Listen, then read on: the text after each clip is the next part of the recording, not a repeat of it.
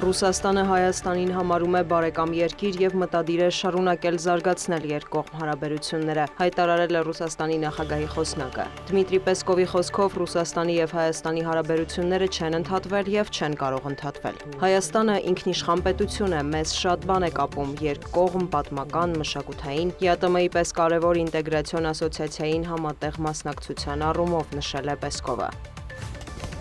Փողերի լվացման, անօրինական եկամուտ ստանալու և ֆինանսական միջոցների ստվերային հոսքին առնչություն ունենալու մեղադրանքով Ստամբուլի ընդդիմադիր քաղաքապետ Էքրեմ İmamoğlu'ի կալանավորումից հետո Թուրքիայի մի շարք քաղաքներում հակաիշխանական բողոքի ակցիաները շարունակվում են։ Ցուցարարների և ոստիկանների միջև բախումներ են գրանցվել։ Իրավապահներն արցունքաբեր գազ, մահակներ և ջրցան մեքենաներ են կիրառել, կանտուժացներ և ձերբակալվածներ։ Թուրքիայի ներքին գործերի նախարարության տվյալով առնվազն 16 ոստիկան է վիրավորվել, 50-ից ավելի մարդ բերման է ենթարկվել սոցցանցերում սադրիչ գրառումներ տարածելու կասկածանքով։ Թուրքիայի ընդդիմադիր ժողովրդահանրապետական կուսակցությունը չնայած երկրում ցույցերի և հանրահավաքների արգելքին կոչ է արել քաղաքացիներին չզիջել դիրքերը։ Ընդդիմությունը հայտարարում է, որ Ստամբուլի քաղաքապետին ձերբակալել են քաղաքական նկատառումներով։ Ռեջեփ Էրդողանն իր հերթին մեղադրել է ընդդիմությանը սեփական սխալները չընդունելու և ժողովրդին խաբելու համար։ Նրանք հանդգնում են հարձակվել և սպառնալ մեր ոստիկանությանը, դատավորներին, դատախազներին։ Նրանք փորձում են իրենց ներքին խնդիրները կոծկել քաղաքական կարգախոսներով, նշել է Թուրքիայի նախագահը, հավելել՝ իշխանությունը ժամանակ չունի, որ վատնի այն ընդդիմության վրա։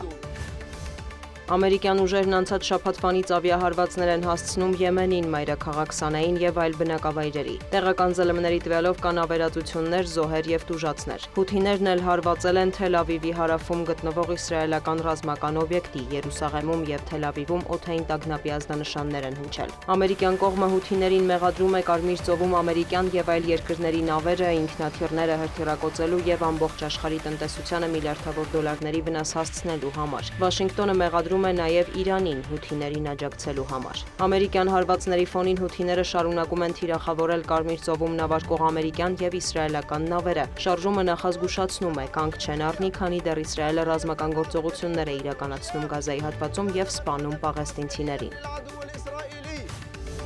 Ամերիկացիները պետք է հիշեն, եթե զազրելի արարքներ գործեն Իրանի ժողովրդի նկատմամբ, հզոր ապտակ կստանան, հայտարարել է Իրանի հոգևոր առաջնորդը։ Ալի Խամենեին նախազգուշացրել է, Թեհրանի հետ սպառնալիքի լեզվով խոսելը ոչ մի արդյունք չի տա։ Նա նաև նշել է, որ Իսրայելի պատճառով շատերը վատ վիճակում են հայտնվել։ Խամենեին անդրադարձել է Եմենի շուրջ իրավիճակին։ Ամերիկացի և եվրոպացի քաղաքական գործիչները մեծ սխալ են թույլ տալիս տարածաշրջանի դիմադրության կենտրոններին անվանելով իրանական պրոքսի ուժեր։ Եմենի ժողովուրդն ունի իր շարժառիթները։ Իրանի Իսլամական Հանրապետությանը պրոքսիներ պետք չեն, ասել է Խամենեին։ Հիշեցնենք, որ Վաշինգտոն-Թեհրան հարաբերություններում լարվածության առիթ է նաև Իրանի միջուկային ծրագիրը։ Տեղեկություններ կան, որ Թրամփը Ալի Խամենեիին նամակ է ուղղել Թեհրանին տալով 2 ամիս միջուկային նոր համաձայնագիր կնքելու համար։ Իսլամական Հանրապետության արտգործնախարար Աբբաս Արաղչին հայտնել է, որ դեռ ուսումնասիրում են ԱՄՆ նախագահի նամակը և առաջիկա օրերին կպատասխանեն։ Թրամփի նամակը հիմնականում սպառնալից բնույթ է կրում։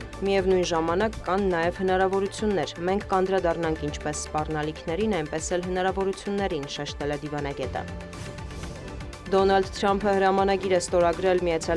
կրթության նախարարությունը լուծարելու մասին։ Նա ստորագրել է փաստաթուղթը Սպիտակ տան արևելյան սենյակում ուսուցիչների և դպրոցականների ներկայությամբ։ Այս որոշումը երեխաներին և նրանց ընտանիքներին հնարավորություն կտա ազատվել համակարգից, որը չի ծառայում նրանց շահերին, ասել է Թրամփը։ Նա մեղադրել է կրթական դեպարտամենտին ԱՄՆ-ում կրթության բավարար մակարդակ չապահովելու համար։ Հրամանագիրն ուժի մեջ մտնելու համար Թրամփի որոշմանը դեռ պետք է աջակցություն հայտնեն Սենատի 100 անդամներից 60-ը։ Կրթության դեպարտամենտի լուծարումը Դոնալդ Թրամփի նախընտրական խոստումներից մեկն է։ Կառույցի աշխատակիցների թիվն արդեն կրճատվել է, ինչի դեմ բողոքում են մոտ 20 նահանգի գլխավոր դատախազները։